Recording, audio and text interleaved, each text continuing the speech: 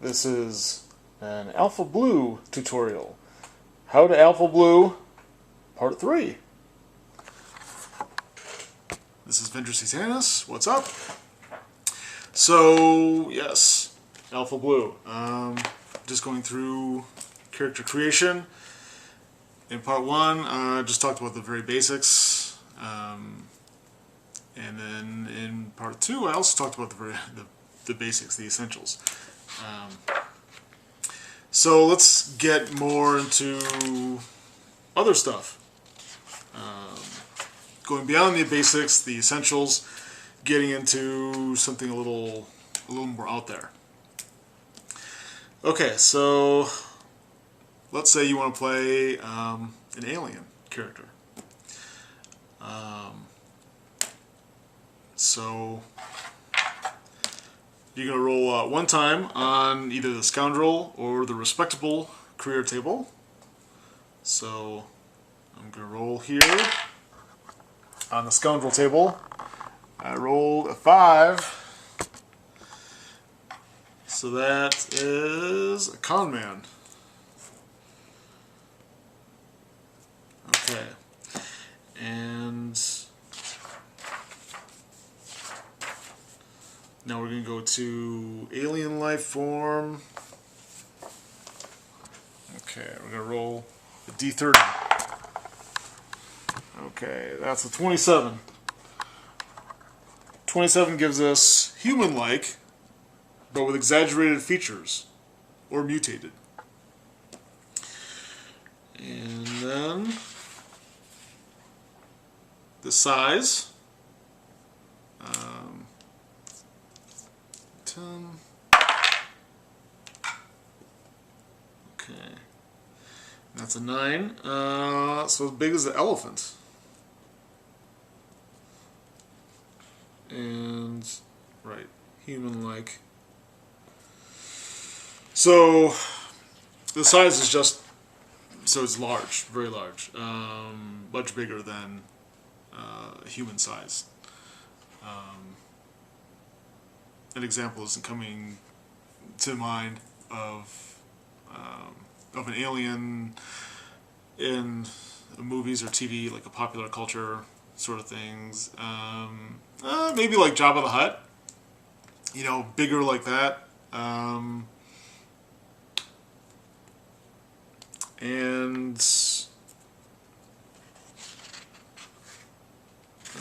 for exaggerated features, I don't know. I don't know. We'll see. That'll probably come to me a little bit later. Okay, some alienisms. So we roll twice on the alienisms table. And this is D100. So you get your 81. Okay. He has a perfectly normal sounding voice, but prefers to talk in some exaggerated, silly, or cartoonish vocal register. Okay. So I'm just going to put weird voice. And you roll again.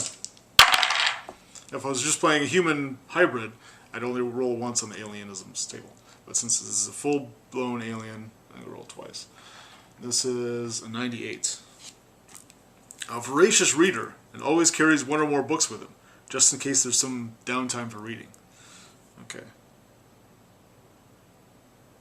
Voracious reader. So I think for going back to the exaggerated features, like just really large bug eyes. Maybe I'll think of some more stuff later. But for now, you know, because he reads so much, he's like all eyes. And, and maybe he has several eyes. You know, maybe he's got like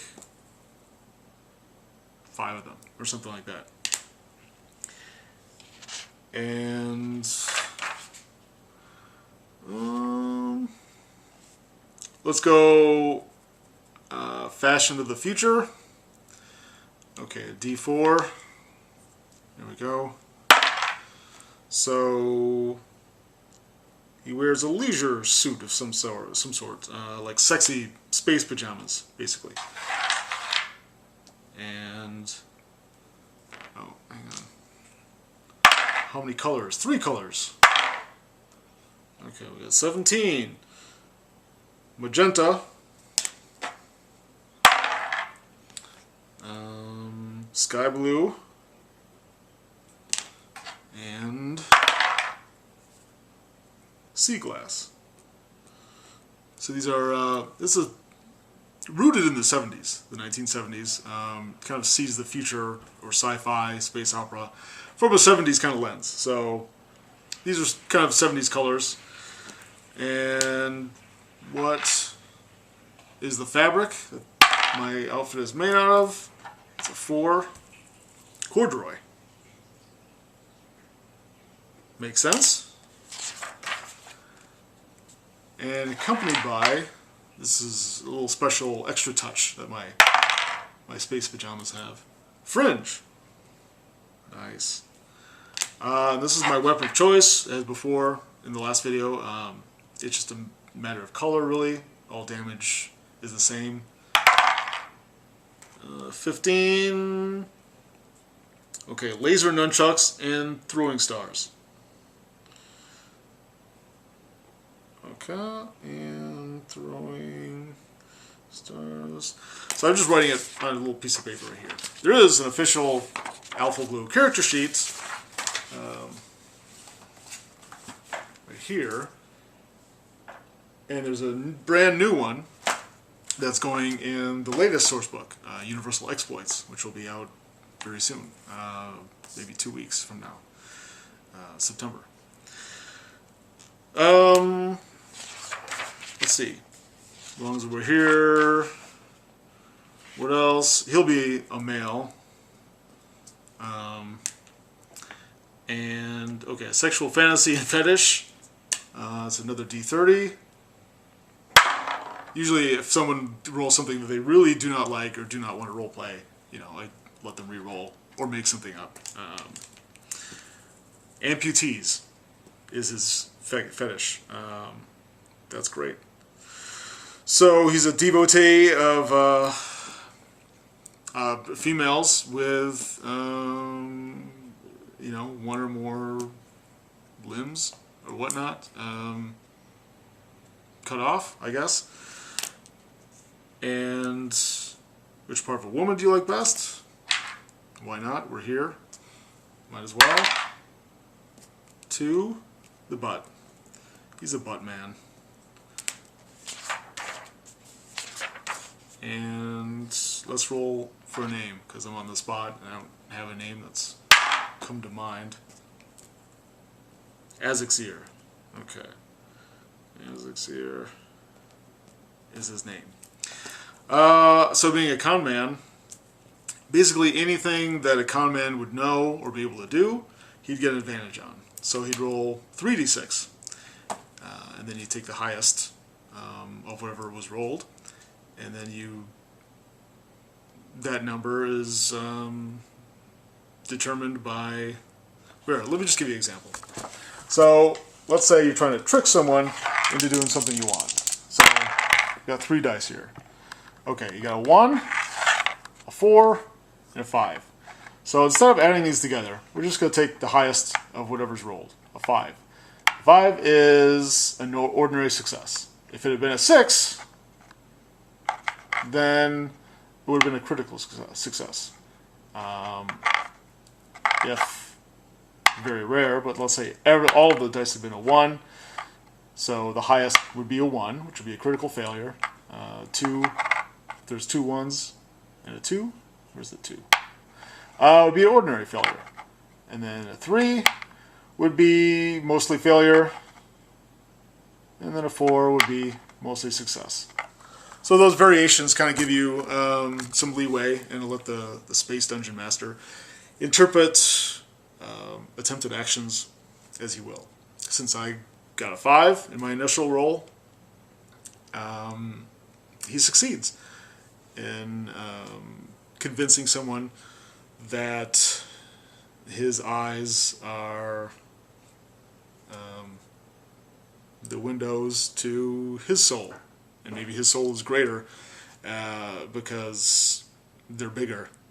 And because he's a greater soul or bigger soul or whatever, that convinces a Templar or a space priest to follow him as if he was some sort of messiah or something like that. Maybe he read that in one of his many books.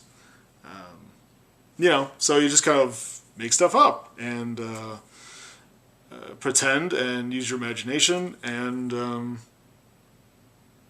improvise and interpret from there. And it's mostly a great big space opera, space sandbox type thing. I think that's all I have to show you. Again, I'll show you the cover of the book. And then this is the first source book, Girls Gone Rogue.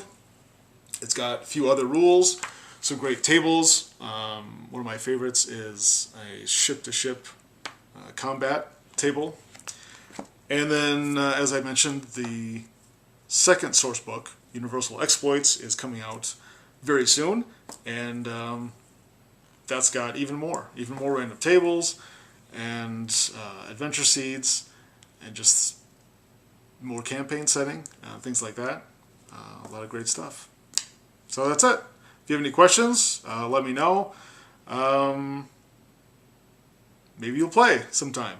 Maybe you'll play with me online. Sometimes I set up games on Roll20, and sometimes I play in person. For those living in the south central Wisconsin area. But it's a great game. Give it a try.